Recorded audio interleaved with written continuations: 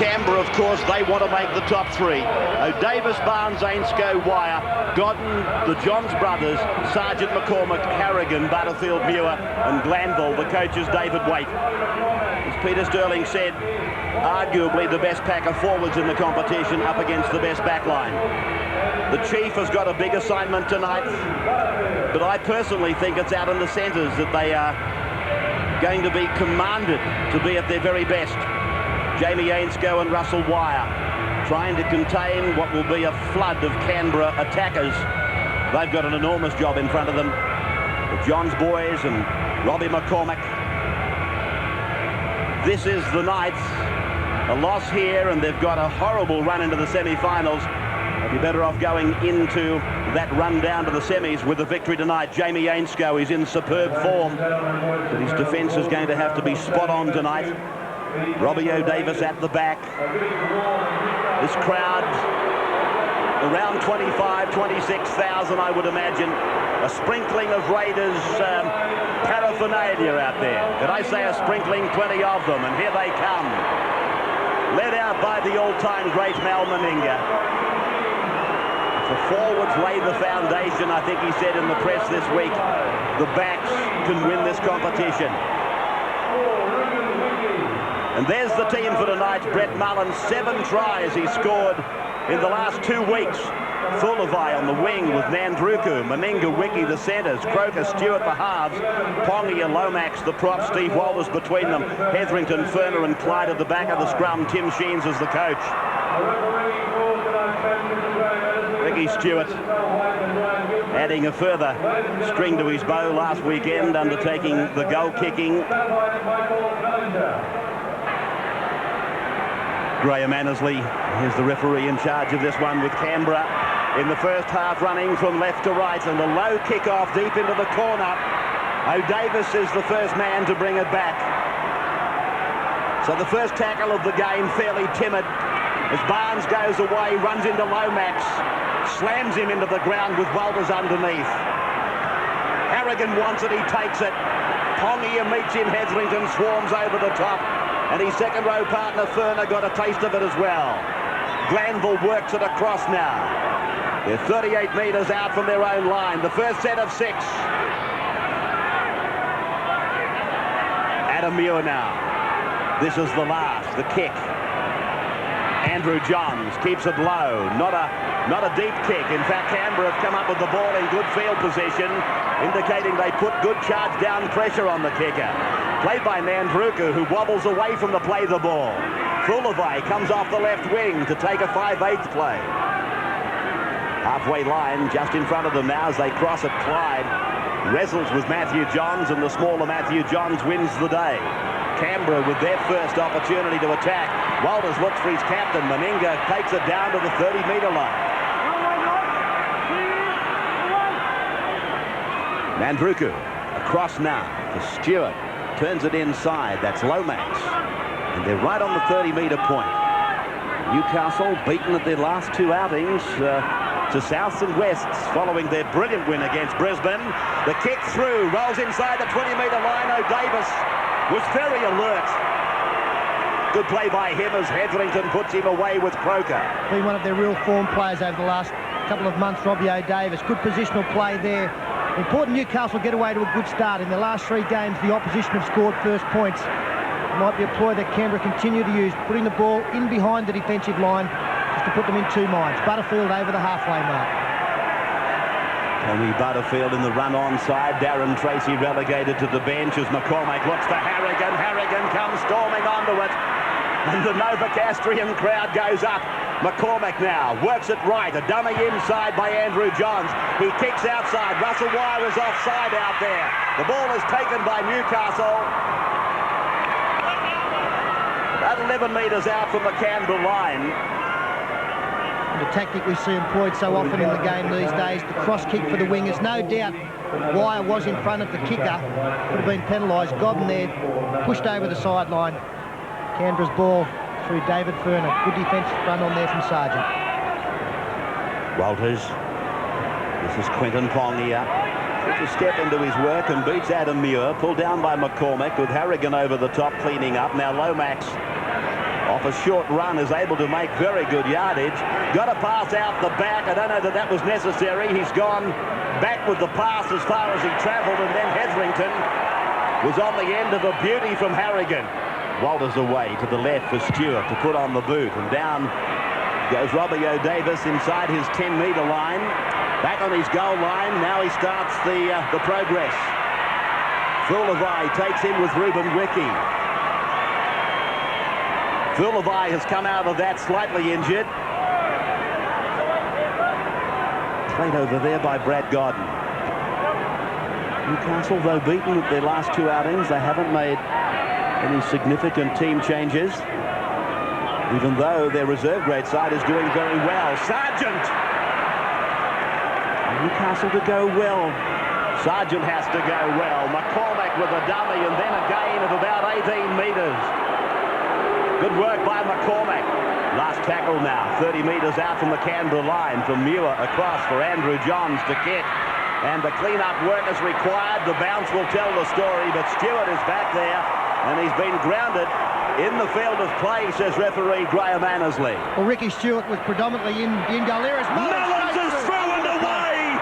Oh, Mullins, he's away. They will not catch him. He scored 13 tries for the year, and this is his 14th. Brett Mullins, one of the finds of the year, and look at the face. Well, he's right at the top of his form, Brett Mullins. Everything he does in the last couple of weeks has come up trumps. And this has come from absolutely nothing. He has gone the length of the field. You see there that there was actually a shepherd provided by one of his players. That will prove very interesting from another angle. But what a running style.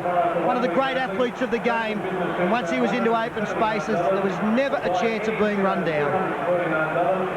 Well, the player that Peter's referring to from the Canberra side is the number 8, Quentin Pongia. And a head-on shot would be interesting to see.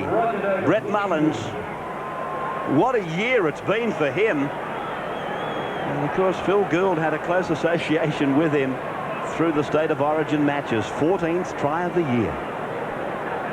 Raymond, that's just unbelievable. I mean, Newcastle made a very good start to the game. They forced Canberra back into their own territory. Not only were there 13 Newcastle players walking back shaking their heads, there were 12 Canberra players. When a player does that just out of nothing on the field, it just stamps himself as a class player, and that's the reason why Canberra are so dangerous. You can be having them beaten all over the paddock, but on the scoreboard they just keep ticking over. David Furner then. From right in front, he adds the extras. Daly and Sheaves are happy, so are the Canberra fans. The team leads 6-0 after only 5 minutes. Welcome back as Newcastle gets us away to the second stanza of this game. Second passage of play, and Fullavai brings it out to be forced back by the big men, Adam Muir and Paul Harrigan. That incident where Brett Mullins made the bust, we'll go back and have a look at that for you at half-time in the summation. Quentin Pongia plays the ball, and here's John Lomax. A shame for Newcastle. Vastly underrated player, in my opinion. Sorry, Ray. Phil made the comment that Newcastle started quite well, and that try came at the end of probably Newcastle's best set of 6. They made good ground up the middle of the rucks through Sargent and McCormack. Got the kick in. Stewart did an amazing job to stay in the field of play. The ball was the only thing in the field. The next minute, Mullins is putting it down at the other end. O'Davis getting under the tackle from Mal Meninga has brought a groan from the crowd. Barnes now almost back to the halfway mark. Godden, the dummy half. That's Glanville now, just taking play a couple of metres into Canberra's area. McCormack works it away for Matthew Johns to give for Mark Sargent. Sargent pulled down 40 metres out from the Canberra line. Hetherington was one tackler, John Lomax the other. Adam Muir taken by Hetherington, then he hands it back for Mark Sargent. Sargent ringed by the Canberra defenders. McCormack on for Matthew Johns. He keeps it low, he chips it into the corner. Nandruko has to turn around. Ainsko comes fast. They'll get Nandruko in the in-goal area. It's good work by Newcastle. That's a tremendous reply by Newcastle. I mean, it's very shattering to a side that is playing so well and be 6 points behind on the scoreboard. Canberra virtually only had one break in the game and have scored 6 points. Newcastle have got to stick to their game, despite the fact they've had an early shock with the score on the board. They're making yards in the forwards, they're creating opportunities, and if they keep this kicking game up with the big home ground, they're still in the game.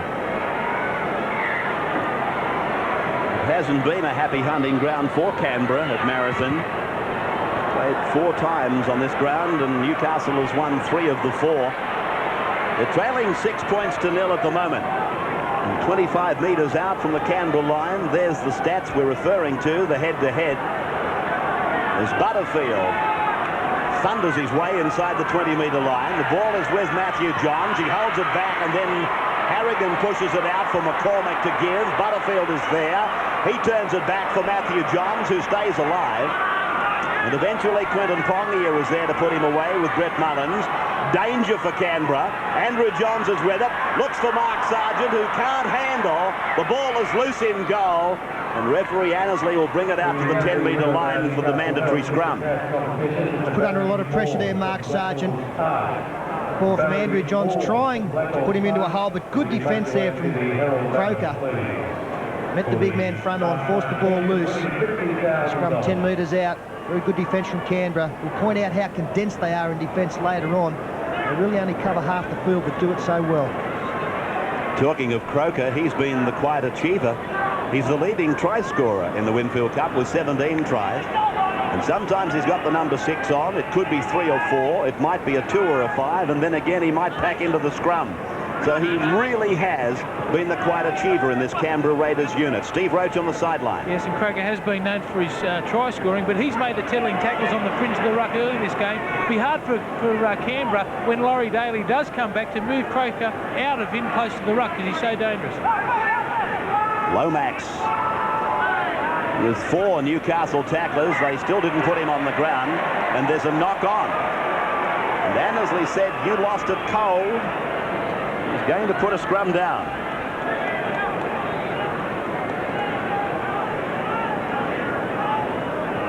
It was a good ruling there from the referee. No doubt he did lose control of the football as he was putting it down to play it.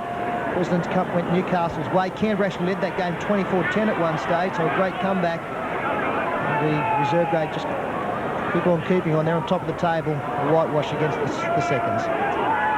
Russell Wire now, 35 out from the Raiders line. And Harrigan working close to play the ball. He got a smack across the jaw, an arm flying around a touch high. Muir now is inside the 20-metre line. Newcastle down 6-0. Can they strike back? Ainscough puts it in behind them. Barnes! No, I don't think so. Touch judge agrees. And Annesley takes them back out to the 20-metre line. Well, close call this one. Jamie Ainscough threading the needle there. Barnes, who's got good speed. Good decision there. No way that was a try. Will result in a 20-metre tap for the Canberra side, but again the short kick proving dangerous. Well, I'm not so sure that he's given the right ruling there. I got the impression that the ball was deflected over the touch in goal by a Canberra arm. Now, that being the case, it should have been a line dropout. It's another incident we might... Well, here it is again. Watch it. Yeah, I think I'm right. That ball looked to be pushed out by the Canberra hand, and that should have been a line dropout. A penalty has gone to the Raiders now. So if Lady Luck is smiling, she's smiling on Canberra. Little question mark on was there an obstruction in the try offered by Quinton Pongia. Another suggestion is that Ricky Stewart was actually grounded on his own goal line. And now Steve Walters is working about 25 metres out from the line. Stewart back for Furner. Furner is put away by Harrigan. Danger for Newcastle now. This is Quinton Pongia. Centre of the ground. Mal Meninga finds himself a dummy high. Clyde offers his services. Meninga flicks it out the back. Steve Walters is thinking about going himself. He puts it on the ground. Meninga falls on it. They're 20 metres out. No gaining ground. Sloppy play by Canberra, really. Played back to Walters. Away for Stewart. He switches the point of the attack from right to left. Croker works now with Ruben Wiki. Ruben Wiki. He puts it down. Canberra gets their second try. ideally the Newcastle side if it was Noah Nandruku who touched the football at the far end of the field. A penalty gave them another set of 6. The switch of play here, they love running angles, Canberra. That's Ruben Wiki. It's just a simple missed tackle there. Robbie McCormack and the number 12, Adam Muir, both missed, and a good change of direction there at the end there from Wiki to beat Robbie O'Davis. Big strength there from the centre three-quarter from Canberra. By the same token, the defence had plenty of time to get set, Phil. I mean, they were dilly-dallying around in the centre of the ground for half an hour. They were, Ray. I was just about to say, they had a setback there by the line dropout. I mean, it was ruled a 20-metre tap, and then they had a penalty given against them. And in that entire set of 6 from the penalty, Newcastle had their heads down and were moving very slowly in defence. In fact, there were a lot of players walking. They didn't move up on both sides of the ruck there and didn't respond to the inside pass. That's danger signs for Newcastle. They were worrying about the little misfortunes that had gone on earlier and not concentrating on the set of 6 at hand. It was very important that they were next to score. Now Canberra's got the cushion of maybe a 12-point lead. David Furner converted the runaway try, the 100-metre try by Brett Mullins. He should get this from 20 out. Similar margin in from the Hill crowd, and there it is, a perfect kick from David Furner. 12-0 in favour of the Raiders, 13 minutes gone. At the start that the majority of the crowd came to see. Newcastle starting once more. And Albert Fuldewein is tackled on his own 20-metre line. John Lomax driven into the ground. Was there some lifting in the tackle? I don't think so. Hetherington, part of a very youthful second row. Himself and David Furner, who's been in command. There's been some checkbooks out for David Furner. 35 metres out from the Canberra line. They work off the boot of Ricky Stewart in front of the grandstand crowd now. Robbie O'Davis comes away from the 30-metre point. Croker was the man up the top, but the chief tackler was Bradley Klein. Nathan Barnes now. Furner low, Hetherington up the top. They're near the halfway. Johns.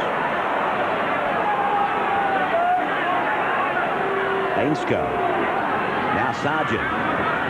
Nandruku trailing around the legs.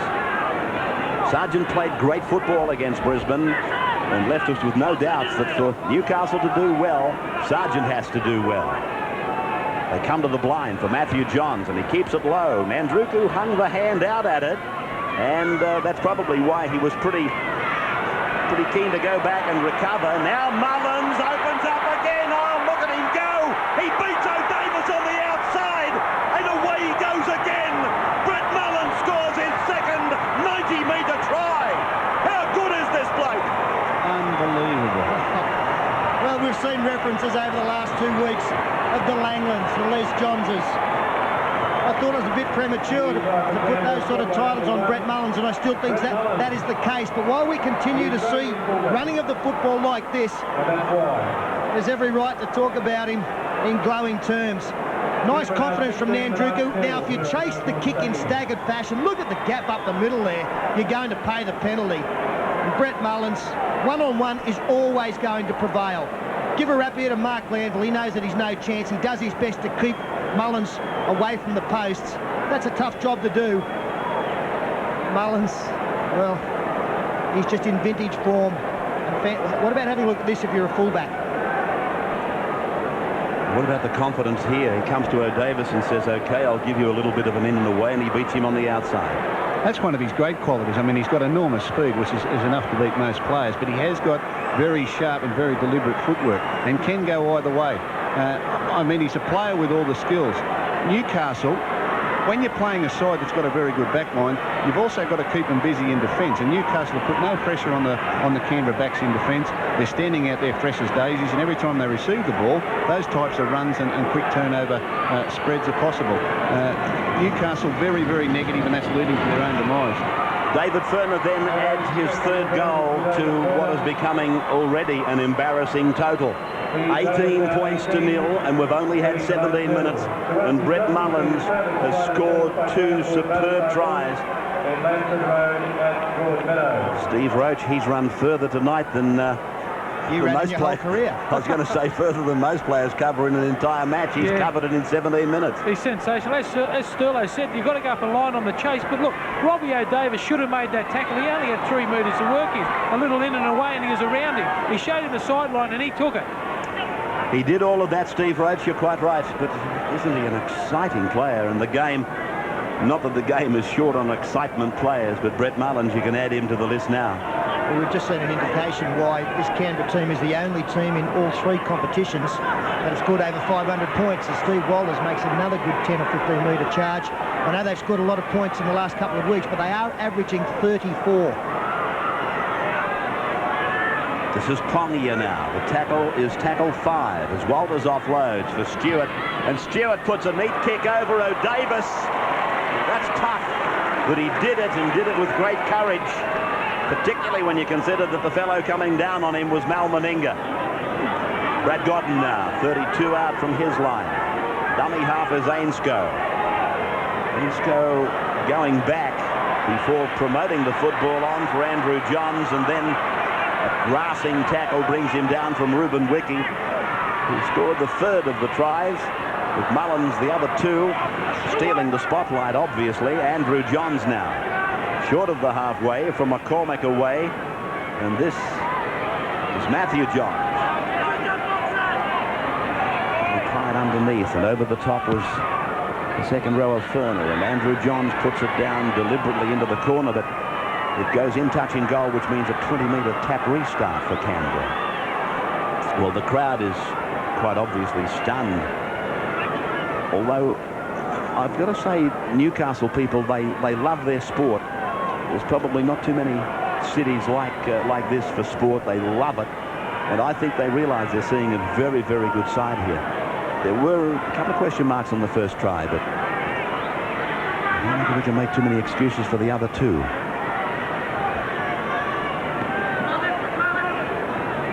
Meninga now, and this is Jason Croker. Jason Croker with a bumping run, almost able to push it through to Nendruku. And that would have been more trouble. Meninga on for Stewart, and now it's out with Pongia.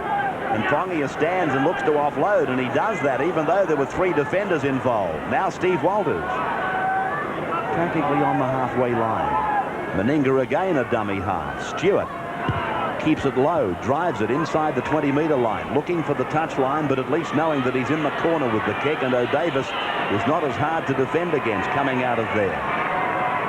Hetherington's working hard in defence. Stewart also involved in that tackle. Hetherington's tackle count is up to 11. He leads the tackle count by 1 from Jason Croker. So Newcastle working from inside their own 20-metre point. Nathan Barnes. The penalty goes now to Newcastle. Brings a roar of delight from the crowd. So we watch it on replay, and they didn't get back behind Annesley. You can't blame him for pinching them. A comment on the sideline from Steve Roach. Yeah, I think the crowd had something to do with that. They were jeering for the last couple of plays to get Canberra back on side. We'll just have a look here as Newcastle take the tap. You can see there the defensive line of Canberra, how they only cover half the field. That's Fullerby, the far winger, just over the midsection of the field. What that's trying to do is encourage Newcastle to go wide. It means that the Canberra players must slide, and also means that they must be very good in going across on the inside or they'll get caught. They work this defence very, very well. This is Adam Muir now. 21 metres out, right in the centre of the park. Matthew Johns, and now Tony Butterfield. Butterfield is 15 metres out from the line. To the left comes Newcastle, though they're fairly flat in attack. Harrigan angles back towards the play the ball. 12 metres out on tackle 5. McCormack works a wide blindside. Matthew Johns looks for his brother. His brother, will he get it down? No, he's over the dead ball line. Gee, they've got great understanding between them, these 2 kids, though. You can see here Matthew Johns trying to open something up. He saw Andrew, his brother, back inside. The kick just a little bit too heavy. And unfortunately for the Knights, it was Andrew Johns who touched the football last. So back out to the 20-metre line. 18-0 after 22 minutes. Now it's an obvious thing to say, but there's no doubt Newcastle have to be the next ones on board. they're going to stay competitive in this match. John Lomax has tackled. That's what's in front of Newcastle. They're on 18 points, and you can see why they needed to win tonight. Manly confronts them next weekend, then Canterbury, then Cronulla, and they finish off with Illawarra. That is not a menu that you'd be over excited about, as Meninga holds them off with one hand, pushes it with the other. Mandruku finds Croker, and a good tackle by Mark Sargent. Croker was near enough to going to score a try. Stewart, Furner, then it was meant for Stewart. It was picked up by Pongia. They've all got their hands up here. They're pushing each other out of the road to get a touch, really. Meninga taken by Butterfield. Walters for Stewart. He kicks for the regather himself. Barnes knocks on. Stewart will probably score here. Yes, Stewart gets try number 4. Well, Canberra absolutely white hot here at Marathon Stadium. Yes, it's one-way traffic at the moment. Nathan Barnes, he'd done a good job by getting in the position to read that the little kick was on. But then the simplest task, which was catching the football, just wasn't executed. Davis was caught in no man's land. Stewart, who took the odds to nothing, got the favourable bounce. Here you'll see Nathan Barnes really should have caught the football. He'd done well to read that Stewart could chip. And that was not a difficult catch. Ricky Stewart scores the try that takes Canberra now to a 22 points to 0 lead. Only his second try of the year. One of the great rugby league players of all time, and I don't think that's going too heavy. There is not a skill that he hasn't got a command of. And in my career as a broadcaster, I can't think of too many more complete players in the game of rugby league than Ricky Stewart. In fact, I can't quite think of one.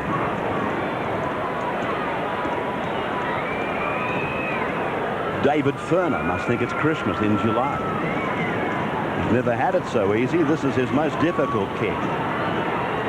28 metres in, 18 out, 3 from 3 for David Furner. He's got it beautifully between the uprights again. So everything's turning up rosy for Canberra at Marathon. 24-0 after 25 minutes. They're just one below a point a minute. We welcome you back. I noticed that Tim Sheens has made a change. Brett Hetherington is off. It indicates to me that David Wesley has gone on for that young man. And Canberra come away from their 20-metre line. Well, Newcastle, Peter was saying they had to get a good start to be competitive. Hasn't been that good, Ray. Say that again, Pete. You were talking about Ricky Stewart before the break there. He is an amazing player, Stewart, and the linchpin to everything they do. But I do think Canberra are a better team this year, because I think they would handle it better if, for some reason, he was not playing. God forbid that he was out with an injury or something. I do think that the depth and the style that they played through this year, Canberra would not be the same side that we saw last year struggle so desperately without him. He replaces Mark Sargent. The Sargent is being replaced, and Tracy is being sent into the game. Watching Sargent as he goes back to the bench.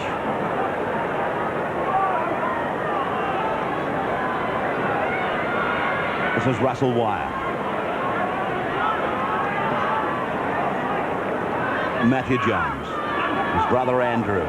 Heard a call on the inside from Butterfield, but opted to go outside for Harrigan. And Harrigan tackled by Mal Meninga. Stewart pats Meninga on the back. Good tackle. Stewart works in ground, looking for the defence. And a penalty goes to Newcastle, and it's against John Lomax for not releasing the tackled player.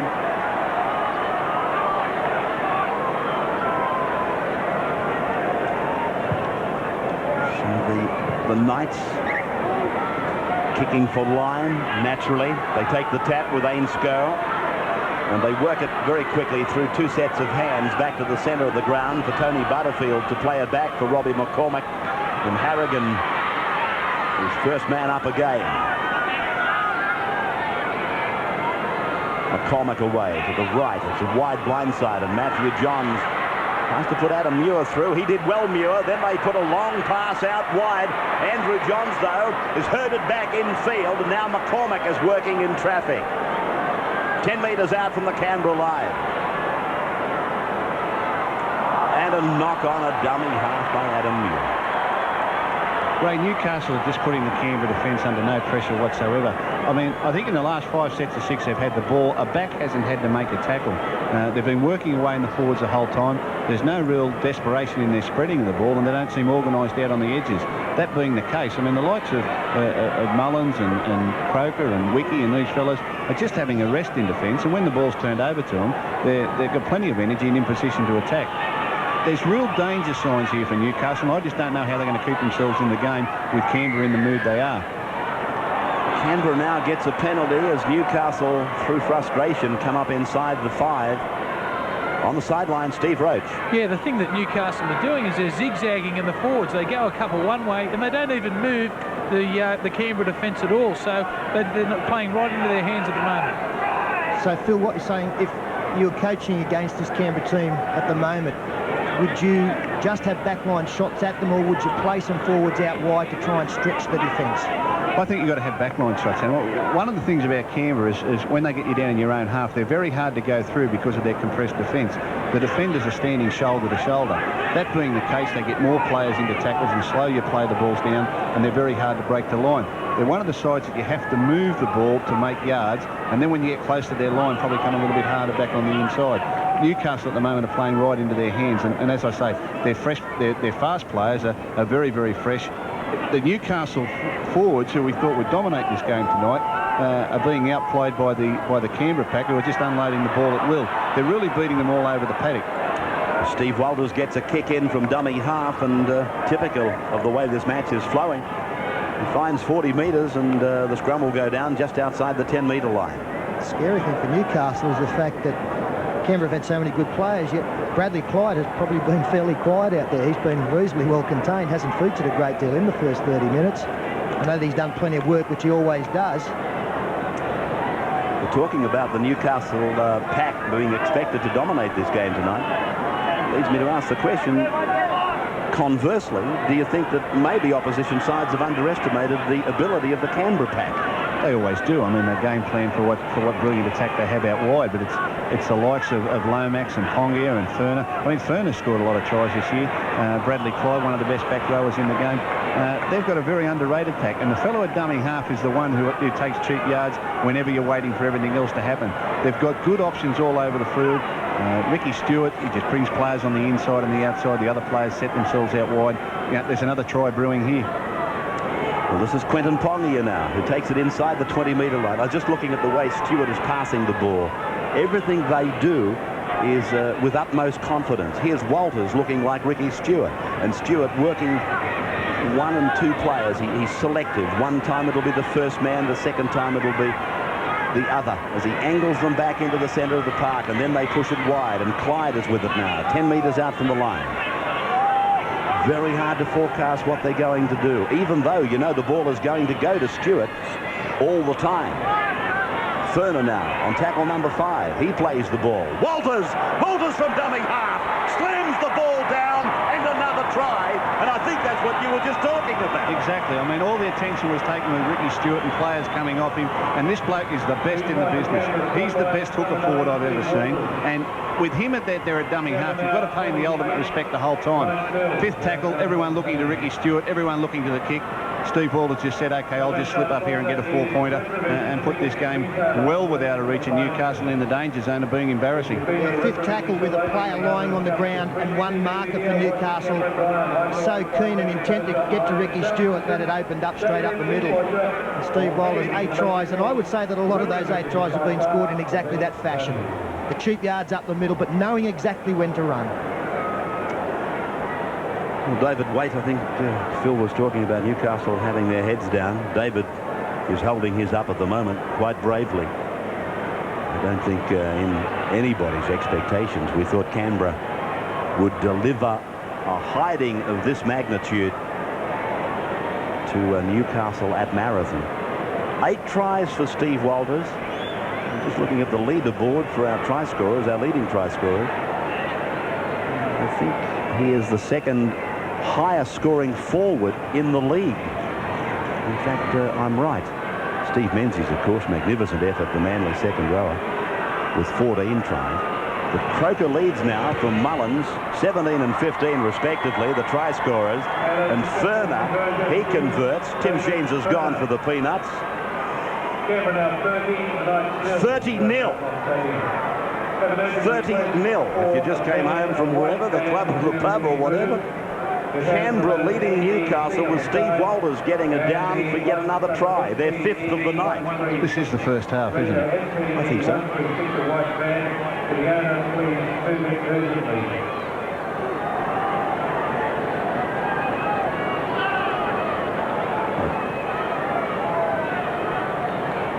John Lomax,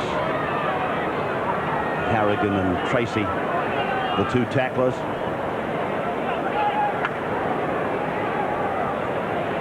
Now Quentin Pongia. And remember when Pongia and Lomax joined this Canberra side, they had a lot of knockers, plenty of people suggesting they couldn't play, but I don't know whether Tim Sheens would be too ready to get rid of either of them right now. This is David Wesley. I think any young forward coming into first grade, Raymond, takes 2 or 3 seasons to really get the pace and the strength that he needs to play first grade. That being the case, I think Pongia and Lomax have done an excellent job in the space of 18 months to be as competitive and as dominant as they have. We give young players 4 or 5 years in grade before we expect them to be at their best in first grade. These fellas have done it in 18 months, despite the fact they've come into the Winfield Cup a little older than the normal player. This is McCormack taken down 40 out from his own line. I was just watching this kick by Ricky Stewart, and I'm just wondering whether in fact the Canberra player that was next to come in contact with the ball was onside. But it all happened so damn quickly, I don't think anybody was quite sure of what happened. And there were plenty of moving bodies around the football. Russell Wyre's inside the 20-metre line. Ricky Stewart brings him down. Wyre goes again, and that's a double movement. Well, Wyre claiming that he wasn't held by Stewart. It was a try saver from the number 7. Went straight over the top of Thulabhai. No support there, through the dummy to nobody. Stewart comes in. Well, has he got hold of him? Does he have the right to get up here?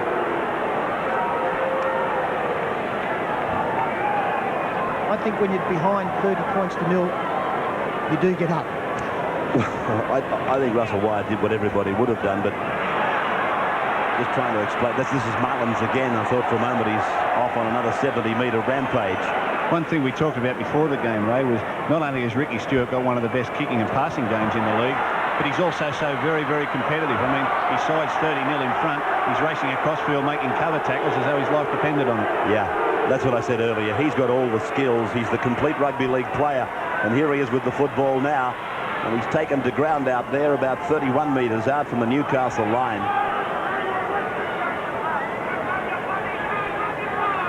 Lomax with a short pass. And Brad Clyde, 27 metres out from the line. We know that Brad Clyde's out there and he's done a lot of work. It's just that he hasn't seemed to be doing all that much, such as the occasion. Nandrugu tried to rake it back in field. And this is going to be the turnover. One thing about Bradley Clyde's game, Ray, he's had a great combination with Laurie Daly earlier this season. I haven't seen Canberra's last couple of games, but Tim Sheens has encouraged Bradley Clyde to get out wider and play off Laurie Daly rather than coming in and doing the bullocking in the forwards.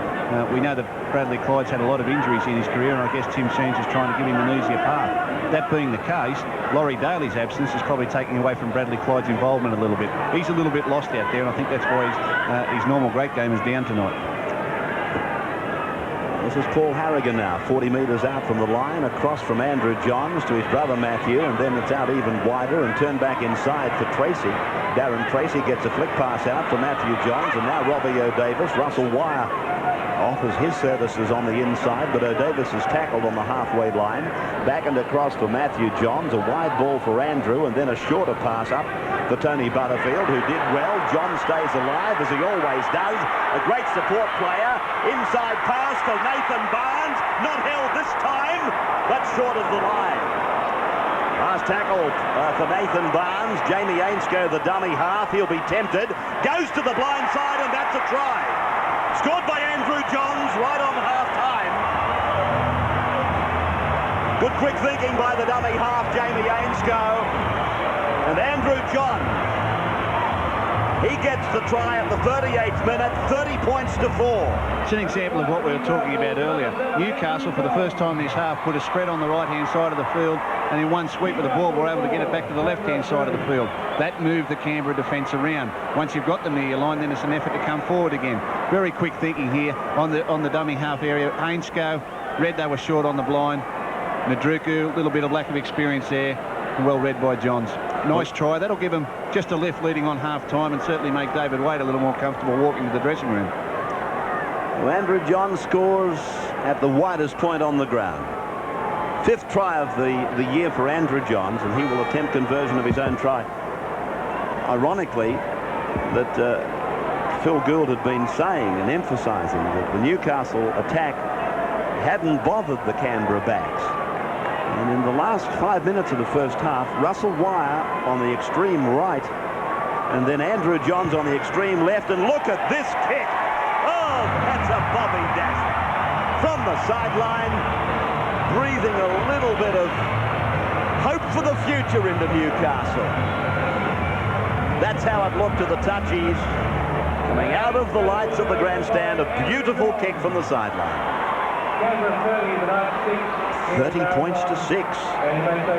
Canberra in front and wheeling and dealing. The crowd, there's no doubt in my mind that if they hadn't put a safety limit on the crowd here at Marathon, it would have broken the ground record. Tremendous atmosphere, but a very subdued crowd, understandably, as this green machine leaves the field. They've scored 5 tries. Brett Mullins in 2 classic tries. 30 to 6 at half-time. We'll have a look at a couple of the incidents of that half with Peter and Phil Gould in the half-time summation that comes up in just a moment. Boys of Rugby League is watching the Canberra Green Machine in full cry, and that's exactly what we've seen here in the first half at Marathon Stadium. The Raiders leading at half-time, 30 points to 6 over Newcastle, and some of the best tries we've seen all year in that first 40 minutes. They've had a lot of ball, the Canberra side. Funnily enough, Newcastle had plenty of possession in the first 20 minutes, but the 2 key statistics once again down the bottom: too many missed tackles from the Newcastle side, too many handling errors, and if any team is going to make you pay on the scoreboard, it is going to be the Raiders. The workload for both sides, well, once again, Mark Landville has worked the place down, Adam Muir, Paul Harrigan, they've all worked hard. Probably more important than the tackles made have been the ones that have been missed, because when a tackle has been missed, it's led to 6 points. While for the Canberra team, the second row pairing, the young second row pairing of Ferner and Hetherington have been outstanding. Bradley Clyde a little bit down, but I don't think that they'll be too critical of that. Really, both sides have spread the work rate around, but obviously much more work for the Newcastle side. And Phil Gould, if you were preparing a racehorse for a Melbourne Cup, this Canberra team is getting better every week, and things are just looking perfect for a semi-final run. Well, they are, Peter. I mean, top 3 positions is going to be very, very important to them, and you can see they haven't let up even though a final 5 spot is assured. I think you've got to be in the top 3 to win this premiership this year. Canberra realise that. They're putting a lot of pressure on the teams in front of them, and I mean, scoreline like this helps the for and against. If we get into a tie situation, they're going to be a long way in front of everyone else. Well, we mentioned the fact that Brett Mullins had scored 7 tries in 2 weeks going into this game. He got the first one, a little bit of doubt. There was some obstruction there from Quentin Pongia, which we'll see in this footage. But Mullins, once he gets into open space, there's Muir trying to make the tackle. Yeah, a little bit of obstruction there, but gee whiz, Newcastle didn't set up well. They got a good kick and chase in there down near their line. Didn't set up well in defence, and that's where Canberra can hurt you. People like this fella Mullins, and have a look at this fella run up the field. They can hurt you from anywhere on the field.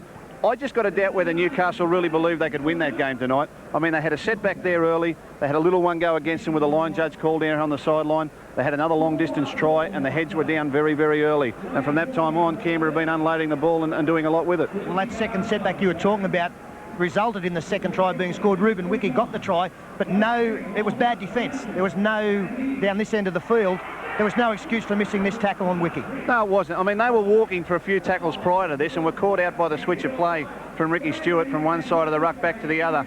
caught out, they had to move quickly, and once they moved quickly, the inside pass back into Ruben Wickie, who's got great footwork, just caught him standing. The writing was on the wall from that stage. Well, the third try, almost a carbon copy of Mullins' first try. Beat a couple of defenders, a poor chase once again. One-on-one, he's going to score. Well, he is. I mean, he's just an awesome sight coming down the field. You can see here a good kick. Newcastle players don't go up in the middle of the field. A couple of fellas dropped off the chase, probably expecting the ball to go out. And you can see a yawning gap there appearing for Mullins. And have a look at this fella. Straight back up. Mark Glanville does an excellent job to chase and try and keep him wide. But sheer speed gets him out and around Glanville, puts it down under the post. 18-0. Yes, what an athlete, probably the best in the game at the moment. And another athlete is Ricky Stewart. He sets up, engineers a lot of tries. Probably doesn't score that many himself, but with the way things are going in this game, he was always going to put the ball over the line. A mistake from Nathan Barnes, which was unfortunate because he'd done well to get in position to catch the football. Yeah, he did. Ricky Stewart saw that they were a little short in behind, put the one over. Nathan Barnes probably had to concentrate on catching the ball rather than catching it and running with it. That led to the mistake. Stewart on hand to put the ball in behind and score the try. We said before the game he was the player pulling the strings in this side. Got one for himself there. And even Canberra, when Ricky Stewart's not catching the football, so much emphasis put on him by the defence of the other team, it takes pressure off Steve Wallace, and he ran in the final try for Canberra in that first half. Just beautiful awareness. You see a player on the ground, marker went the wrong way, but Stewart was the man they were looking for. Fifth tackle. I think Ricky Stewart had handled the previous three rucks, had forwards coming off him. Fifth tackle, Newcastle stood back and waited for the kick, and Steve Wallace took advantage of it. He's a great player because everyone anticipates a run somewhere in the set of six, yet he keeps coming up with breaks and tries. He's a great player. Well, to Newcastle's credit, they did score the final try in that first half, and it was good work, nice passing, interchange, getting there, and a lovely bit of awareness from Jamie Ainscough to find Andrew Johns wide out to register their first four-pointer. Yeah, it was, and it came after a couple of tackles where they'd spread the ball. They spread the ball out to the right, broke up the Canberra defence, came back right across the field to the left. A good break down the sideline to be tackled only a yard out. Good awareness by Ainscough and Johns. Canberra a little bit vulnerable near the line with their wingers getting caught out of position, and that's something that David Waite would have picked up in the game plan during the week. I think David Waite will be having plenty to say at half-time. Hopefully Newcastle can come back to some extent in the second half, but I'm sure there'll be plenty of fast-flowing football in this next 40 minutes. Some good fast-flowing football as well in the Commonwealth Bank Cup. We're up to the second quarter-final stage here. St John's College from Woodlawn up against Eagle Vale High School. And from this game, we've chosen this as our Coca-Cola Junior Player of the Week. It's ball from the scrum base. Finds Gravy. Straight through goes Hamuli. Now the ball on the outside to Tudavuki. Looking for try number 2. He'll get it, Tudavuki. Too strong, Tudavuki. But if you put that one down to Nathan Roby once more, I know I've been giving him a fair few raps. He held the ball up beautifully. Tremendous pass there from Roby. And again, we see Tudavuki scoring the try. Very, very strong. Yeah, so the best of the schoolboy talent now left in the Commonwealth Bank Cup. Once again, we do thank Coca-Cola for their continued support. And we will be showing the final live on the 3rd of September at 12 noon. The Commonwealth Bank Cup final, not to be missed. I'm sure you'll see plenty of players playing in that game who will go on to distinguished Winfield Cup careers. Plenty coming up on the weekend sports shows. As always, once again, this is what you'll be seeing on Channel 9. Back now, the second half. 30 points to 6 in favour of Canberra. A scintillating first half for them. And David Wesley remains on as Canberra work it away from inside their own 20-metre line. John Lomax taking the second tackle. And Quentin Pongia the third as we go to the sidelines for his half-time report. Steve Roach. Yeah, well, firstly, there's no changes to either side. In the Newcastle room, they've got to chase their kicks in a line. They can't go up in numbers because Canberra have got so many good broken field runners. Watch Walters from dummy half, because invariably, as soon as Walters makes that yard in the middle, they spread wide and try and slow them down a bit. We must be alive on both sides of the ruck, because Stewart will switch play at any time. Stewart's kick with missile precision finds the line 15 out from the Newcastle line. David Waite probably could have made it a lot simpler by just saying anything with a green jumper on, be careful. I don't think the outlook for both teams in this second half will be different, Ray. I'm sure that Tim Sheens will want his side not to get carried away with the scoreline and to remain disciplined to what they want to do. Sure, he wants them to score more points, but not with football that is not what they've worked on during the week. And this next 40 minutes for Newcastle, really a test of character. This is an interesting passage of play here, and I'm surprised that Annesley hasn't given a penalty. You're probably wondering why. There was a Canberra player, David Wesley, who'd only just got his boot replaced by a trainer. Annesley ruled that the scrum should pack with Wesley jogging back into position, and then Wesley came in contact with the first tackle. In other words, they had too many backs. The penalty is now gone to Newcastle. And this is the reason why. Not releasing the tackled player. Here's Wesley. He's out in the 5/8 position. If you'll see that, Canberra's got too many backs according to the rules of rugby league, and Wesley makes the tackle. I'm surprised that Annesley didn't give a penalty to Newcastle. So here they are, the Knights now, just inside the 40-metre line. Centre of the ground. Trailing by 24 points. And this is Adam Muir. McCormick then into dummy half, and they come to the blind side for Glanville. And Mark Glanville making a few metres. The Canberra defence always very tight because of the fact that it's always compressed. They go wide. Ainscow, he came back in field, then he wanted to go out, but by that time the winger had gone, and now the zest has gone out of the attack. Harrigan still might make an impact. He stands and unloads. McCormick back. And this is Butterfield. The last tackle. The Knights with the player down injured. Matthew Johns, his brother will score. Andrew gets the try. Early minutes of the second half. And exactly the kind of start Newcastle needed. We saw that move in the first half. It didn't come up with a try, but this one has. And let's just have a look where the chaser is. Well, it's a line ball decision, a touch of offside there, but no Canberra players there because of the ability of Matthew Johns to kick the ball in a different direction to which he was running. Lovely little kick. The last place the Canberra players expected the football to be put. Everybody except Andrew Johns thought that it was going the other way. Andrew Johns, who scored that try just before half-time, scores another try just after half-time, and this one he converts as well. A bit of respectability back on the scoreboard. 30 points to 12 in favour of the Raiders. 4 minutes gone, second half.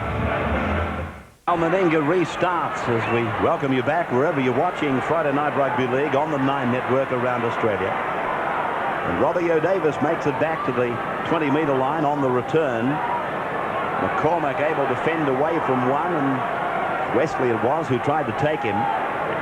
Andrew Johns a couple of paces out of dummy half before Glanville takes it up the centre. Ray, buoyed by that last try, I'm going to say that it's not unheard of that Canberra have had big leads and seen them whittled away. You know, in 87, I think it was, they led Parramatta 22-0 and got beaten. And last year they led Balmain 32-12 and finished with a 32-all draw. There's a little bit of history there that Newcastle will get some solace from. They've got to do everything right early in this second half, and they've done the right thing by getting the first points. Andrew Johns then keeps it low. Russell Wire is in pursuit, but the ball crosses the line. 10 metres out. Scrum will ensue. Just watching the big fella, Paul Harrigan, it seems to be almost constant. When he gets the football, they angle him back in behind the play the ball. I get the impression that's playing into the hands of this compressed Canberra defence.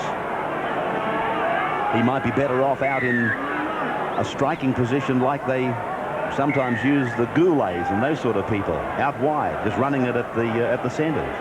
Well, it's no fluke tonight. It's something we've spoken about a number of times, Ray. The two Newcastle tries have come in immediate tackles after Newcastle had some spreads. In that second try there, they were able to push the ball across to the left-hand side, get around Meninga, break up the Canberra defence, and that invited the Canberra halfback, Ricky Stewart, up into the defence line to plug some holes. Once he came up, the two Johns brothers read it, were able to put the ball behind the line, and Mullins couldn't cover the whole field. But again, it was the spread from Newcastle that caused some changes in the Canberra defence. They've got to move them around if they hope to get back in the game. 30 points to 12 then. We watching a resurgence by the Newcastle Knights, or is it just a flash in the pan? Let's hope it's the former. 18-point gap in the match at the moment as Furner plays the ball. It's amazing what a try does to your side. I mean, Newcastle very lethargic prior to half-time. All of a sudden, buoyed by that, their defence is up stronger. They're running harder with the ball. The crowd's on their feet. I mean, they're hoping for a comeback, and Newcastle have just got to keep moving the ball around to get back on the board again. A try's given them a tremendous lift. That's the psychological battle, isn't it? If there can be another converted try from Newcastle, they start to get an idea that they can come back and win this game.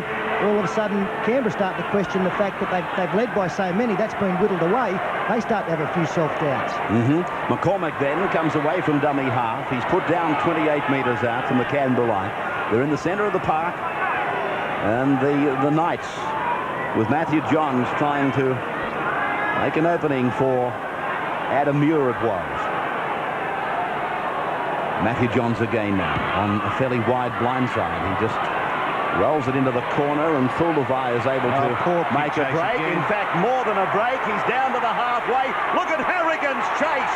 Oh, that's a great play in the game. That is a super play.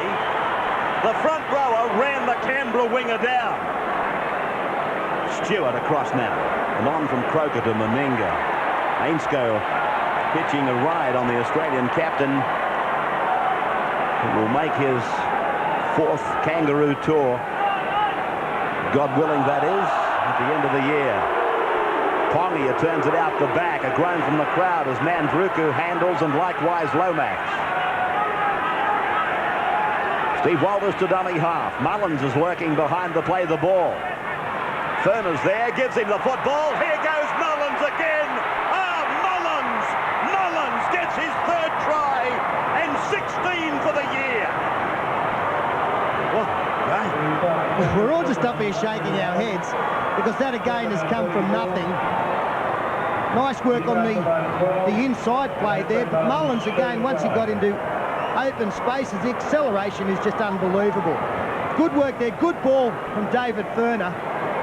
One missed tackle, and then Robbie O'Davis stood up by his opponent and under the post for the 3rd try. It's at 10 in 3 games now. The inside pass attracted 2 players. David Furner did a good job. Funny part about it, Tim Sheridan was looking for some footage of Mullins for a story that he's doing in the next couple of weeks on Sports Sunday. He said, could you get some nice ISO shots of him maybe scoring a try or two? Get you some shots, Tim. We got you a mile of it. It's a good sign for the young fullback too, learning his trade. I mean, he's had a taste of Australian football this year at the highest level at fullback. Not only the ability to come into the back line, which we've seen so often, his 2 long distance tries tonight, but to support forwards is another string in the bow of a good fullback. David Furner from right in front. 5 out of 5. And a pretty easy night in the office for David Furner, and he gets it up to 6 out of 6 now. And Canberra, they answer Newcastle 36 points to 12. 49 minutes gone, and this was one of the great plays of the game, and it came from a man in a red and blue jumper. Yeah, we've called Paul Harrigan the prototype forward for the modern game. It means you've got to be agile, you've got to be quick, and Paul Harrigan showed just how the big man can move there by rounding up a winger. Just back on the subject of Mullins, Phil, he was a good player last year. He looks to be an outstanding player this year. Is he that much better? What's the difference? I think so. There's been a definite improvement in his attitude, Peter. I mean, my only involvement with him has been at State of Origin level. He came into a camp last year. Ricky Stewart said this year that in his own club football and his preparations for games, he's been very switched on right from pre-season training. Brett Mullins has had a taste of first grade for a few seasons, but now realises this was the time to make his mark in the game. He looks fitter, he looks stronger, he plays with little hurts and little pains, and I mean, he's really stamped himself on the premiership. Those couple of tries in the first half, any chief executive hoping to lure him away from Canberra, I mean, every step was another $10,000. Yeah. So we nearly got the 2 million mark in the first 2 tries. John Lomax now. What's the problem for Canberra to keep him too, I suppose? There was a little bit of, whilst they'll be joying at the tries, they won't be too happy with the bank account. David Westley.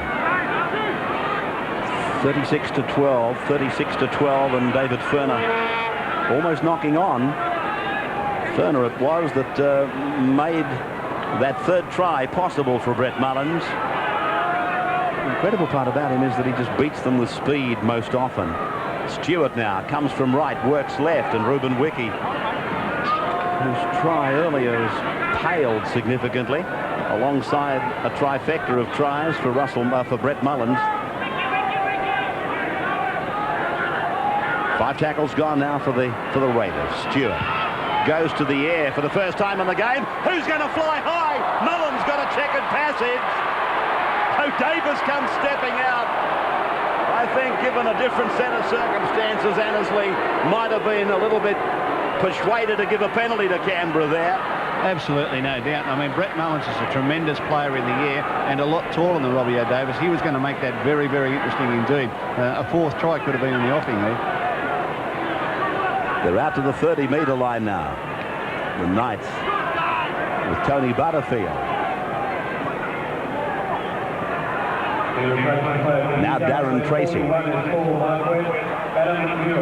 Mark Sargent still warming the benches, and Marquette, tall Marquette, has gone on for Adam Muir. The kick down the ground, and Noah Mandruku, 32 metres out from his own line. Newcastle don't want to get into a hit and hope attitude here, because if they start putting little kicks in on the second and third tackle and turning the ball over, Canberra is one side who will not knock off. Some sides will get in front on the scoreboard and tend to protect the lead. Canberra don't. They go for the throat.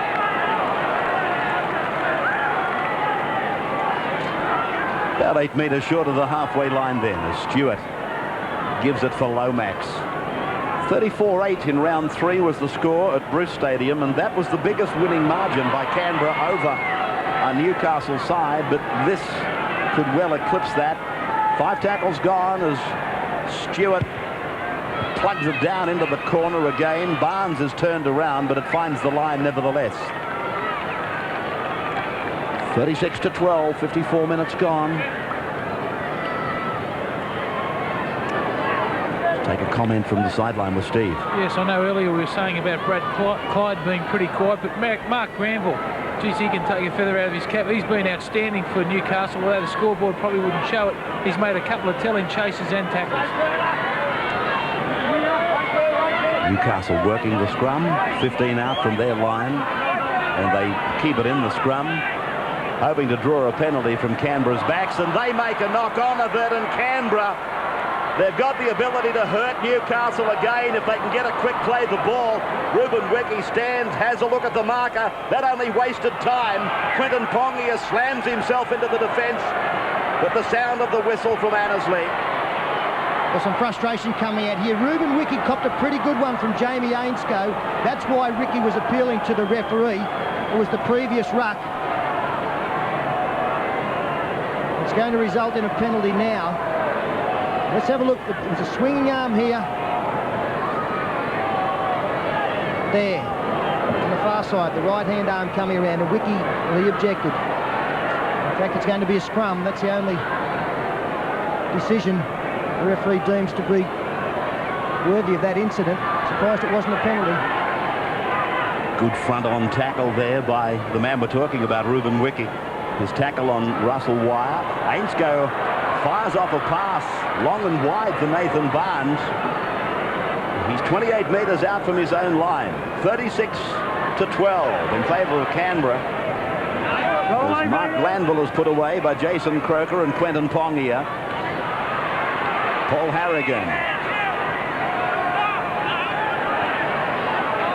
Lomax and Pongia making the tackle jointly as it comes across, and the Johns brothers have handled, and beautiful hands by Robbie O'Davis, as there were inside from Andrew Johns, and now referee Annesley has picked up a forward pass, and I think you'll find rightly so. Just wonder whether a Canberra player did actually get a touch there. Beautiful hands here on a couple of occasions. This pick-up from Robbie O'Davis was great stuff. I thought it might have been touched by the Canberra tackler, Ruben Wicke. Be a couple of coaches sitting at home tonight leading up to the semi-finals, Peter, who'll be watching this game with interest. No doubt the result is beyond doubt now, with Canberra having a handy lead. But Newcastle have shown a few times they've spread the ball. There are easy yards out wide. Probably coming out of trouble that long ball to get your players outside the Canberra compressed defence is one way of clearing your own danger zone. That won't be lost on opposition forwards leading up to semi-final football. They'll still be sitting there with some trepidation. I might see something for down the track. Canberra win this scrum. Inside run from Wiki, straight through. Wiki over the halfway line and pulled down 10 metres into Newcastle's area. Davison Marquette required to make the tackle. Hetherington is back on. I note that David Boyle is out there as well. Mullins up in the line. Shovels the ball back for Jason Croker. Mullins just one behind him now as the leading try scorers. David Wesley thinks about turning it inside, then looks outside. And Pongy are just a little bit slow to react. They're on the 20-metre line, though. Walters away for Stewart. He lets two decoys go. And then David Boyle. Jamie Ainscough wrestles with him, and eventually they bring him to a halt. 8 metres out from the line. Stewart is calling it to the left. And here he is with... No, he's not. In fact, a bad pass. Steve Walters finished up with it. He's able to get it back. Mullins steps and turns it. The ball goes to ground. Stewart knocked out of the game, and Ainscough comes up with it for Newcastle. O'Davis back on his own 20-metre line. This is Brad Godden now. Newcastle try to slog it down into a respectable part of the ground for them to launch an attack. Paul Harrigan. We showed you earlier the remaining games for Newcastle. Just have a look and see what Canberra's got coming up for them in just a moment. 5 tackles gone for the Knights as McCormack goes across to the left, and then Matthew Johns kicks, but it's a shocker really, as Fatty would say. And Noah Mandruku comes back, and he's in mid-air when tackled. Glanville actually clutched him out of mid-air. Flying Fijian. And that's what Canberra's got to come, and that match next Friday night will be one of the season's highlights against Canterbury. Then they play Illawarra, then Western Suburbs, and they finish with a great game at Brookvale against Manly. It may well be a grand final dress rehearsal. It may well be a game that decides the top 3 as well, Ray. I think that will be the case, and that's going to be very important. Clyde turning it back inside. Mullins looks on his inside for support. 5 tackles gone. Steve Walters hears the call, but there's a knock on a dummy half from the Australian hooker.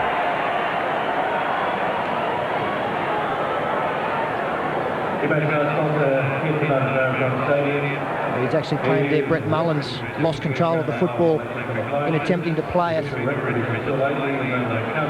points the difference. The problem for Newcastle now is that they've got to look for the miracle play all the time. They're that far behind, and that's one of them. Kicking on the first tackle from the scrum. Good chase here. It is a good chase. Thulavai was leading that chase, but eventually the ball beats them all over the sideline. 30 metres away from the Canberra line. That's where the scrum will pack. Not a great deal of urgency there from Canberra. It wasn't necessary. Well, the first bounce went against the Newcastle chasers. Went straight towards the sideline. Thulavai, probably not the quickest man out there, and there were 3 Newcastle Knights in hot pursuit. The bounce of the ball hasn't favoured Newcastle tonight, and that was just one of those occasions.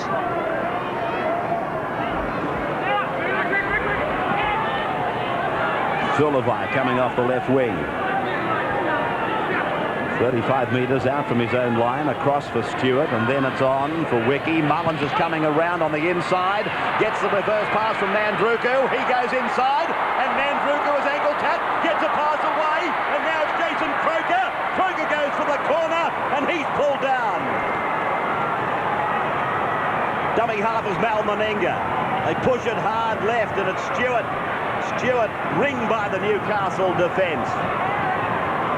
10 metres out from the line, and the danger flag is up again. Hetherington blindside, look at the numbers. Ah, great hands, Mandruku. Noah gets a try. Mandruku gets the 7th try of the night for Canberra. Tremendous vision here by Australian captain Mal Meninga. Canberra were lined out deep to the left. There was a short blindside on, and Meninga was able to demand the ball and put his supports away. Newcastle had fanned out deep to the right in defence to accommodate the Canberra spread. And you'll see here when the play comes back, this is the Croker burst down the sideline. The ball will come back to Stewart. He's tackled. You can see where Newcastle put all their defence on the right-hand side of the field. Mel Meninga read it and got numbers on the other side. Newcastle found short. Two magic pieces of play there from Noah Nandruku. Firstly, the initial bust when he threw the ball to a support player off the ground. And secondly, needed good hands to catch that one. The pass was behind the player. He was at speed. And great to see him back for Canberra. He spent so long on the sidelines with injury. He's going to be a real strike weapon for them in the next 2 months. The more you look at what we're in for through September, it is just a rugby league treat. These semi-finals are going to be, I'm sure, the best ever. Yeah, I'm writing in the Daily Telegraph Mirror tomorrow, Ray, that I think this will be the best semi-final series we've seen in a long time. The best 5 sides are going to make the premiership decider. And it's important in a side like Canberra that they've got players that are willing to take it upon themselves when opportunities present themselves.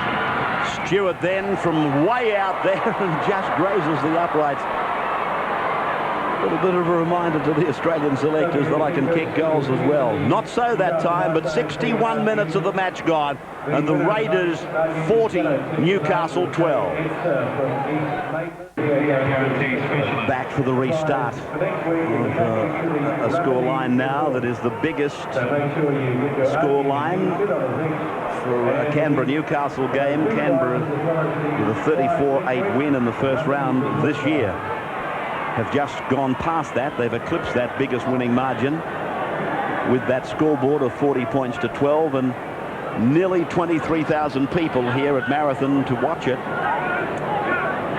An incredible statistic. What are we in round 18 now? 7 times this year Canberra have reached 40 points or more. And just a settling thought for everyone sitting at home. Laurie Daly's looking okay on the sideline there. There's a good chance he'll be back for the semi-finals. Quinton Pong here. Yes, it's a chilling thought, isn't it? And this is David Boyle. Stewart. The chip and chase for the halfback, and the race is led by David Boyle, who's offside. Annesley rules that way. We're talking about just watching this to see where David Boyle was, and yes, he was most definitely offside. We're talking of coaches that might be having some chilling thoughts of not only the future but the past. I still rate the win by Canberra over Manly in the first round at Bruce Stadium as one of the best I've seen this year. They did that without Daly, without Clyde, and without Stewart. And Canberra had 12 men for the majority of the second half. You might remember Jason Croker was sent off. And I think they beat Manly by about 20 points that day. That would be a lingering thought. Played by Tracy, worked away by McCormack into the hands of Andrew Johns, and then his brother Matthew, and now Harrigan. And Harrigan is taken by Ruben Wiki. Eventually he's put down 10 metres out from the line. 5th tackle. Andrew Johns, dummies inside for O'Davis, kicks outside, a chance. Oh, Nandruku did well. I know Meninga's come down with the football, but Nandruku, he went from a standing start. Meninga is saying, what's going on here? Annesley has paid the mark. If I could use an Australian rules term, he's paid the mark by Nandruku and refused to accept a knock-on in goal from Mal Meninga. Or in fact, he's gone the other way now, I know. He's put the line dropout on. I thought they'd come back out to the 20-metre line for the restart, but he went the other way, and the way that I'm pretty sure he had to go. Marquette. 31 metres out from the Canberra line. This is Glanville. Back and away from McCormack. McCormack does the razzle-dazzle. And now Canberra comes up with it. Rugby league is different to Australian rules. In rugby league, you've got to catch the football for it to be a mark. Thank you, Sterling. Mullen's playing it now, 10 metres out from his own line. Talking of Australian rules, this fellow, I didn't realise until I was reading his bios today, he comes from Culcairn, which is down towards the border, Albury way, and very much Australian rules territory.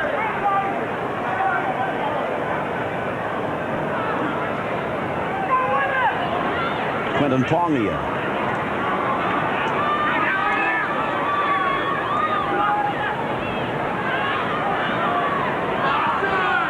Steve Walters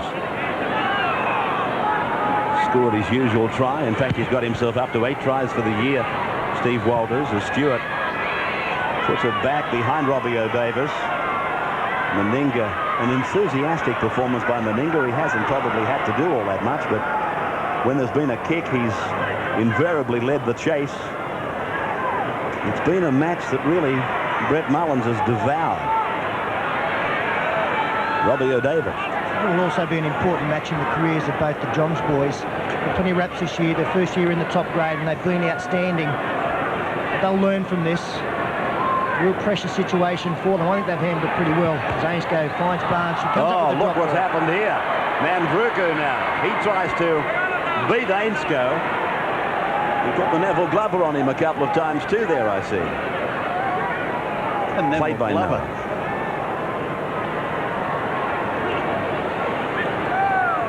You can't touch that one. Pongia. The Neville Glover.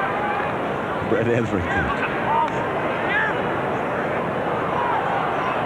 Stewart now showing it for Mullins and saying, hang on a moment, you've had enough of it. David Campese would be dirty on that. Well done, Gus. You might as well get on the bandwagon. They're all on it. Mandruku now. Thank God Fatty's not in.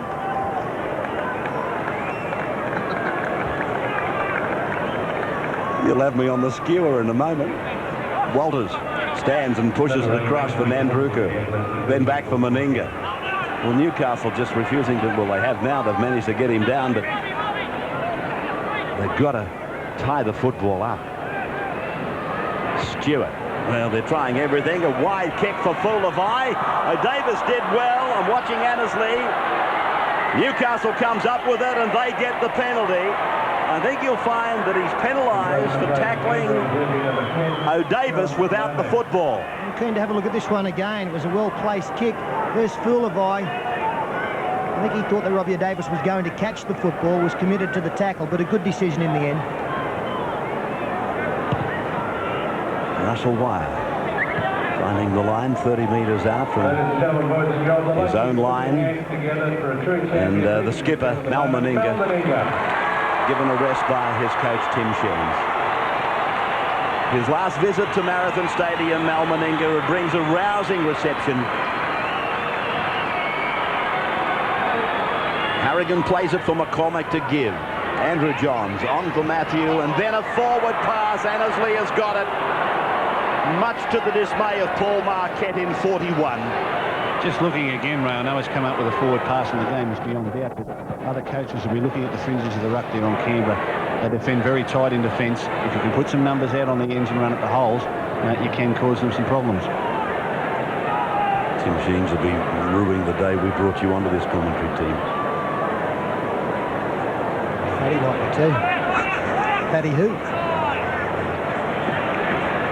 Mandruku across the top, and it's with Croker. He's over the halfway and pulled down by Darren Tracy. A good chase by the second rower. Mandruku to dummy half. Where do you put Jason Croker when Laurie Daly comes back? Probably the wing. But what if Nagas comes back in time? Then what do you do? Hetherington now, 25 metres out from the Newcastle line. Just wondering what the latest is on Ken Nagas as Stewart shows it, and then very, very fanciful stuff. It's with Croker now. Away from David Boyle, and then back for him, and he's off for the corner. Boyle, there's somebody on his inside, touched by Newcastle. Canberra's come up with the football, and Annesley has restarted the tackle count. Played by Quinton Pongia, I do believe. Across the line for Stewart. Look at this pass from Stewart. Beautifully directed for Wiki to get his second try. What an absolute gem. Must be a joy to be an outside back for this Canberra team. The service they get from their inside men just creates so many opportunities. Good ball there, cutting out David Furner, opened it up for David Boyle. Pass, it's touched by Paul Harrigan. Steve Walters comes and cleans up, nearly knocks on there, only just kept the football under control. There, Ricky Stewart, he has a look, he sees what's on out wide. Almost an intercept there by Russell Wire, but Ruben Wiki, once he caught it, open spaces. The 8th try of the night, and watch this pass. He cuts out 3 Newcastle defencemen with a pass that probably travelled 30 metres. If it's not precise like that, Wire's under the post at the other end. Amazing how many times the pass is precise. 10th try of the year for Ruben Wiki.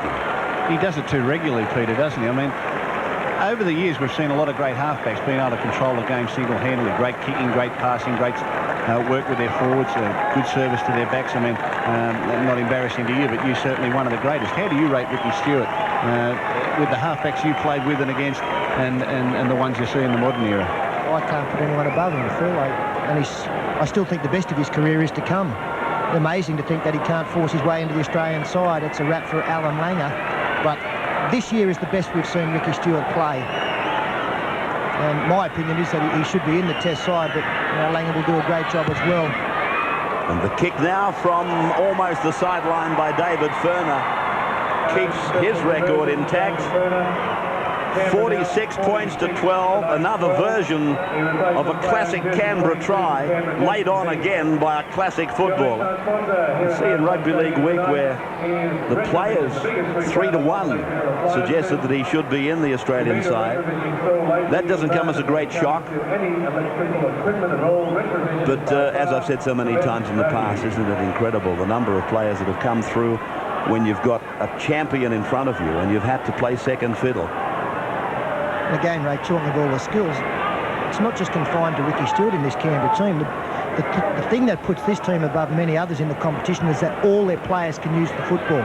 It doesn't matter whether they've got number 1 on their back or number 8 on their back. All through the whole side, they're all capable and skillful with the ball. And while all these players are scoring tries, there's this engine room that I mentioned earlier has so often been put down by opponents of Canberra. And I'm just about to make the comment, John Lomax. My goodness, hasn't he progressed as a rugby league player? Stewart now going back and around and then kicking and taking the chase down the ground. He's put everybody on side. Nathan Barnes had to press the emergency button. And Druku wraps him up. Some help from David Boyle, but the enthusiasm, it's just growing. You'd think it'd be dropping off from Canberra, but I was just looking at Stewart when he kicked down the ground. He, with great urgency, took off to put everybody on side. Yeah, and we're 6 minutes from full time. I've also got to give a rap to his opponent too. I'm enormous fans of both Andrew and Matthew Johns, and they've tried everything out there tonight. There's a knock on there. Mark Sargent shows what kind of night they've had. Robbie Davis leaves the field. He must have nightmares. The amount of players that have been pouring through on him in this particular game. But on the Johns boys, as I said earlier, they'll learn plenty from this game, and they can hold their heads up. They've worked hard, they've tried hard, and they've tried to engineer things when they knew that the game was well and truly gone. Robbie Ross has gone on for Newcastle. He's a reserve grade fullback, and Jason Deeth is on there now for Steve Walters. 30 metres out from the Newcastle line, 46 points to 12 in favour of the Canberra Raiders. Stewart flicks inside and Lomax provides it for Jason Deeth. And he came on in a match the other day and I think he scored 3 tries, Jason Deeth. Lomax again showing some of his skills. Not held, no hand placed on the fallen player. This is Deeth now. Wesley to the blind side. Croker's pass inside. Mullins is there looking for 4. Put it down. Try number 4 for Russell Mullins. And he draws level with the leading try scorer of the year, Jason Croker. I think Russell Mullins would be very happy about that. Did I say Russell? Jeez, that can confuse him. He does get plenty of runs. So does Bill every now and then. Well, this one's Brett. And again, it was the pass before that really set things up. It put the Newcastle defence in 2 minds. Again, it was Hetherington who drew the Newcastle defender, didn't get the football, and the change of pace there, again, was outstanding. Robbie Ross had no chance. But things were opened up beautifully by the sleight of hand and the running off the football by this Canberra team. See, the gap opens up. He still had work to do, but he just does it with consummate ease, and that's the beauty of the fullback. They've got some nice options, Canberra. I mean, you're trying to accommodate every danger you think they've got on their side, and they just get you somewhere else on the field. I was talking about the Canberra forwards earlier. I mean, they've played very well tonight, made good yards and unloaded the ball, but a lot of that's because Newcastle are concentrating on accommodating them out wide and spreading their own defence. Each player with his own talent is making it easier for the other players in the side. They've also got good options when they go to spread, that they've got inside supports, so that if the defence does move too quickly, as we saw there, the options are to turn the ball back on the inside. They're a very well-drilled, very organised outfit. A lot of people think they're playing off the top of their heads. They're not. They know what they're doing. David Furner, 7 from 7. This is David, not Don. Yeah, Russell Mullins is having a field day. Yeah, it's all right. Furner from the intersection of the 10 and the 20, and he's having a great night. 52 to 12, and though he's kicked 8 from 8, that has also been swallowed up by Brett Mullins and his 4-try offering tonight. That's try number 17 for the year. Not only speed, Ray, but great footwork. You can see there he still had a lot to do when he got the ball, but was just able to wend his array around the defender and made it look very, very easy. Great speed and great evasion. David Boyle playing it now, 10 metres from the halfway mark as Canberra bring it back through Hetherington, not put down, and back for Jason Death. And he's rounded up on the halfway line. It'd be remiss of me if I didn't send some words of encouragement to a man who's been great, not only to the Parramatta Club, but to rugby league generally. A fellow by the name of Joe Joseph, who is keeping a bedside vigil alongside his very sick wife at the moment at Westmead Hospital. And to you, big fella, and to Ava, just keep the chins up. That's the message from everybody in rugby league that you people have come in contact with. Contact with plenty of people, almost a second father to me, and I know that Joe will get through this, and we wish him all the best. Played by Matthew Johns then, the dying seconds of the game, across through Glanville, then to Andrew Johns. Ross comes in from the back. Ainscough looking to offer him an angle, and then it's back for Sargent. And the big Newcastle captain is down, 23 metres out from the Canberra line. We're just rolling down the hill now, a matter of 40 seconds to go before the siren will bring a merciful ending to the game, I'm sure, from the Newcastle point of view, as Ainscough gets over the line to put it down. Newcastle get their 3rd try, almost in the strains of the siren.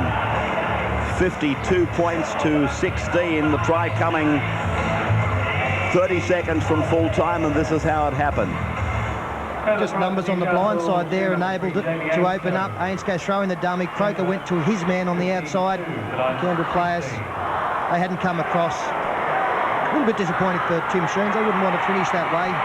Both halves ending with Newcastle tries. In the end, a comprehensive scoreline. The siren is there. Jamie Ainscough scores his 7th try of the year.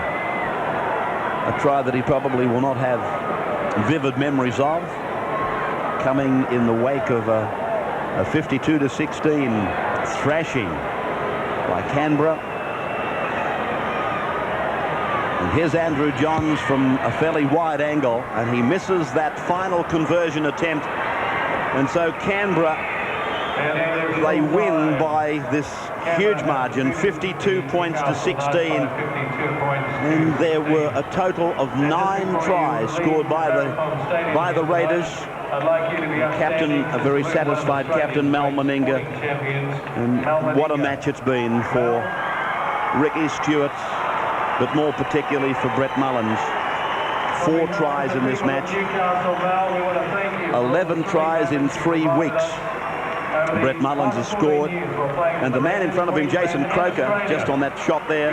Jason went into the match with 17 tries for the season, and Mullins has joined him now as the leading try scorer in the competition with this incredible performance tonight.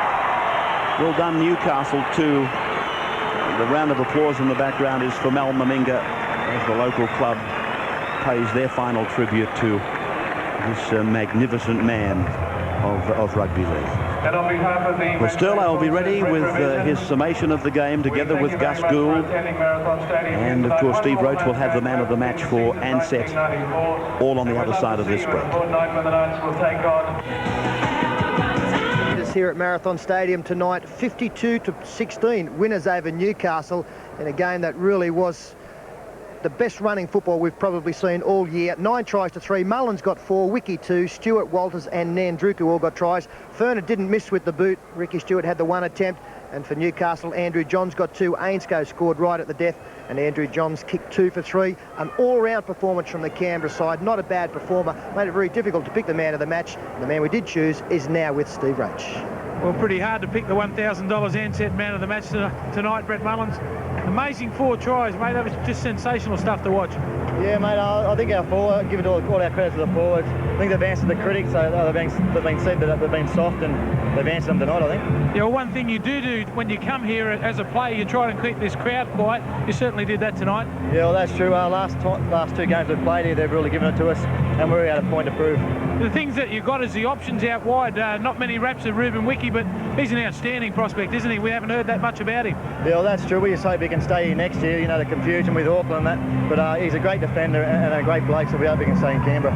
Well, mate, I can say you thoroughly deserve the 1,000, mate. Enjoy it. Thanks, Bugger. I will. Right, mate.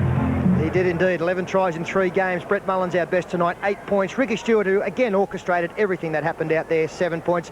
And Steve Walters, a busy game from dummy half, got the 6 points. All Canberra players, no surprise with that kind of scoreline. An important night for them tonight, Phil. The top 3 so important, as you pointed out, and they've still got some work to do to get there. Results like this will help. Oh, they do. They've had the perfect night tonight. I mean, they've played very well. They've won easily. They've got out of it without injuries. There's not much for Tim Soons to be unhappy about tonight. He'll be more interested in the attitude of the players on Monday when they arrive at training.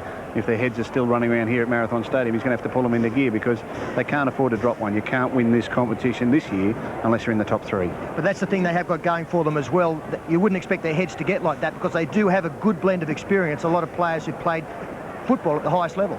Oh, yeah, they have. I mean, that's the advantage they have. They've been down this road before. So's their coach, many talented players. Now, I've got no doubt that they'll have their minds on the job, but it only takes one slip up and a top 3 position gets out of reach. I'm sure they won't let that happen.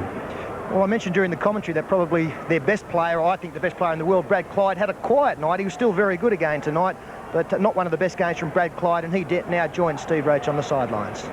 Well, Brad, that should send a shiver down the spine of all the coaches. The Canberra Raiders packed plenty of criticism about them. They showed their true colours tonight. Yeah, over the years we have copped a lot of criticism and they've doubted our forward pack. I mean, when you look at tonight's game, we only had to really match their forwards. Our backs certainly done the rest, and Brett Mullins certainly showed his ability. Yeah, Johnny Lomax and Quinton Pongia, amazing effort from them. They've only been in the league for about 18 months. Yeah, I think they're improving with every game. I mean, last year they had a lot of good experience, and a lot of other sides benefit from our semi-final experience last year, I believe. Well, so many players in great form. Where are you going to fit Laurie Daly? Laurie's most certainly coming into the side. Is where who are we going to drop there? That's more the question. Yeah, good on you, mate. Thanks for your time. Thanks very much, Blockett. I think they'll find a spot for Laurie Daly and, of course, Ken Nager still to come back into the ranks. I think most people expected Canberra to win tonight, probably not to that magnitude, and that would be illustrated in the footy tab. $845.15 for the 52-16 scoreline picked the score. And on Sunday, another key game with the semi-finals in mind. We go to Waratah Stadium for the clash between the Canterbury Bankstown Bulldogs up against the South Sydney Rabbitohs. And Phil, such an important game for South Sydney. They've been so good for much of the season. Can Canterbury get Souths this Sunday? Well, I think Canterbury will. I mean, they've got a lot to play for. Minor premiership up for grabs. I know you think that way. Minor premiership very, very important at the end of the year, and they've got to keep winning to get there. There's a big difference between the top 4 sides and the rest of the sides in this premiership. Souths have had a great season, have hung in there longer than most thought, but Canterbury too much to play for on Sunday. Well, Canberra really exerted some pressure tonight. They've scored 192 points in the last 4 weeks. It's been a big night for them here at the Marathon Stadium. Some good games coming up. We've enjoyed tonight, and on behalf of the entire wide world of sports football team, we do say good night, but we'll leave you with Brett Mullins doing what Brett Mullins does best. Oh, Mullins! He's away. They will not catch him. He scored 13 tries for the year, and this is his 14th. Now look at him go. He beats Davis on the outside, and away he goes again. Brett Mullins scores his second 90-metre try. How good is this bloke? Unbelievable. Furness there, gives him the football. Here goes Mullins again. Ah, Mullins gets his third try and 16 for the year. Wesley to the blind side. Croker's pass inside. Mullins is there looking for 4. Put it down. Try number 4 for Russell Mullins. And he draws level with the leading try scorer of the year, Jason Croker. I think Russell Mullins will be very happy Did about I that. say Russell? This has been another presentation from Nine's Wide World of Sports.